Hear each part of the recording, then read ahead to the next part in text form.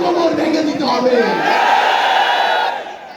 আমাদের মধ্যে রাজনৈতিক মত পার্থক্য থাকতে পারে, কিন্তু এই মুজিববাদের প্রশ্নে, এই স্বৈরাচারের প্রশ্নে অভ্যুত্থানের সকল শক্তিকে ঐক্যবদ্ধ থাকতে হবে।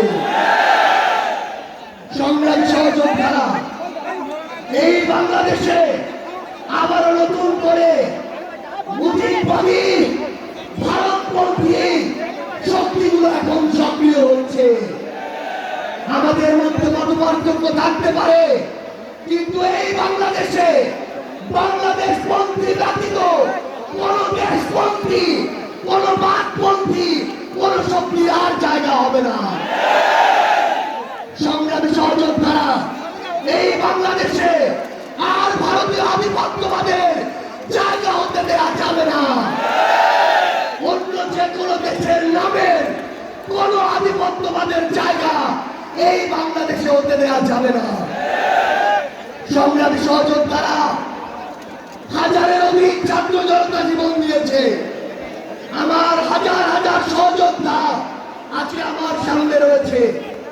আমাদের একটা আকাঙ্ক্ষা ছিল, গত জুলাইয়ে ওই অগাস্টের 5 তারিখে আমাদের যে স্বপ্ন ছিল, আরেক অগাস্ট আসতে চলেছে, আমাদের সেই স্বপ্নগুলো পূরণ হয়নি।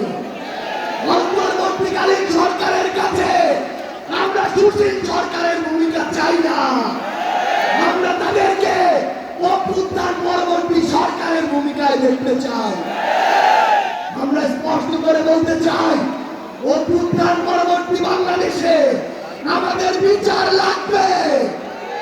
এই বাংলাদেশে খুনি হাসিনার বিচার হতেই হবে। খুনি হাসিনার বিচারের রায় হতেই হবে। খুনি হাসিনার বিচারের রায়ের কার্যকর আমরা দেখতে চাই। আমরা স্পষ্ট করে বলতে চাই, এই বাংলাদেশে বিচার বিভাগকে কোন দলের বিচার বিভাগ হিসেবে আমরা দেখতে চাই না। আইন শৃঙ্খলা রক্ষাকারী বাহিনীকে ক্ষমতার তোষামত করা বাহিনী হিসাবে আমরা দেখতে চাই না।